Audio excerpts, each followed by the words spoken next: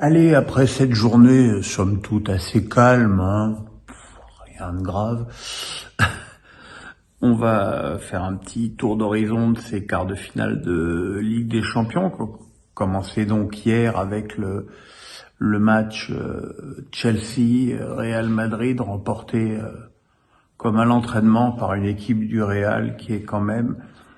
extrêmement impressionnante dans son pressing et dans la qualité de son jeu collectif, notamment au niveau des sorties de balles. C'est du très haut niveau avec des joueurs comme Modric ou Kroos, qui ne vieillissent pas, quoi, qui sont toujours aussi extraordinaires.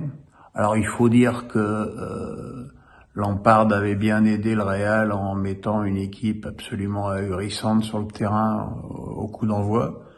avec pas un attaquant, il y avait que des attaquants et des joueurs offensifs sur le banc,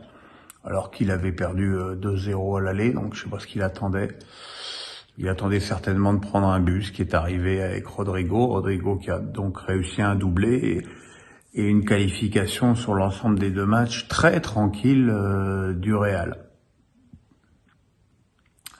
Dans l'autre match, Milan a bien inversé la tendance par rapport au calcio contre Naples, parce que déjà en championnat, Milan avait gagné 4-0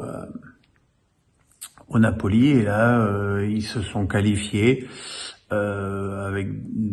un match où il y a eu deux pénaltys ratés de chaque côté, un de Giroud et un de Kvaratskhelia, qui a été magnifiquement repoussé, mais bon, ça devient tellement banal par Maignan. Giroud qui a ouvert le score sur un rush sublime de Leao, qui a dribblé 3 joueurs avant d'offrir le but en retrait à l'avant-centre français. Leao qui aurait dû aussi être sanctionné d'un penalty pour un tacle qui méritait franchement un bon jaune sur Lozano, mais là,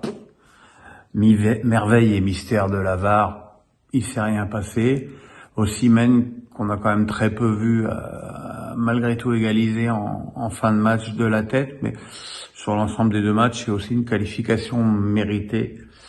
pour le Milan AC, qui donc jouera sa demi-finale contre l'autre club de Milan, l'Inter,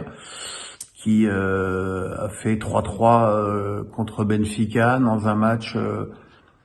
totalement débridé, parce que finalement, comme le Milan l'avait emporté à Lisbonne 2-0,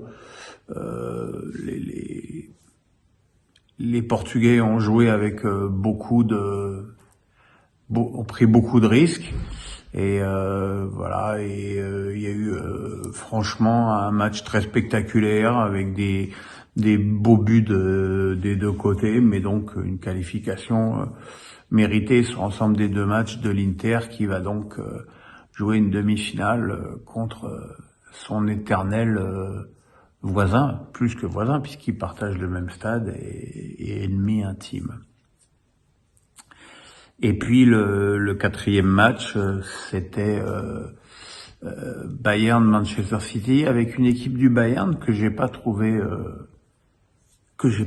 si nulle, mais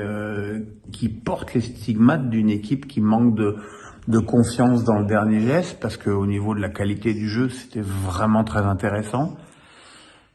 Mais voilà, il s'est passé beaucoup de choses dans ce match où malheureusement l'acteur principal de la partie a été Clément Turpin, qui, comme je le dis souvent, est hélas bien meilleur dans les matchs internationaux qu'en Ligue 1. Et puis ce soir, il nous a fait un match de Ligue 1 avec d'abord un carton rouge sur Upamecano qui a été contredit par la VAR, puis un festival sur les pénaux, un pénau pour Upamecano qui fait en plus l'effort de défendre avec les mains dans le dos, qui lâche sa main en se tournant. Je vois pas comment tu peux te tourner comme ça, enfin ça n'a pas de sens. Le ballon effleure sa main, penalty raté par Haaland. Et puis Upamecano, qui aura quand même été très déficient sur ces 2 matchs, qui glisse devant Haaland sur un contre mené avec De Bruyne, alors que 7 secondes auparavant, Coman avait une belle occasion et qui marque en force. Et puis clairement Turpin qui nous en a refait une belle en sifflant un péno ahurissant pour un centre de Mané touché de la main à bout portant par Akanji, alors que le ballon en plus avait été détourné par son pied au départ. Et là, le plus grave, c'est que bon, ok, il a été appelé par la VAR, mais il a été voir. Et ben, quand tu vas voir et que tu vois que c'est une connerie, tu le donnes pas, quoi. Et je suis pas certain que cette prestation fasse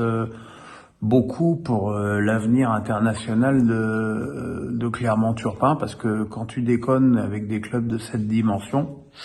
c'est un peu dur de s'en relever derrière. Je pense que l'année prochaine, il arbitrera peut-être les Bohémiennes de Prague contre le Slavia Bratislava. Voilà. Sinon, voilà, donc on a droit à quand même des demi-finales, je dirais, d'un niveau un petit peu déséquilibré entre le derby de Milan d'un côté et la revanche du match de l'année dernière qui avait été magistral entre Manchester City et le Real. Et là, bien malin, qui pourra dire qui sortira de vainqueur de ce choc de géants.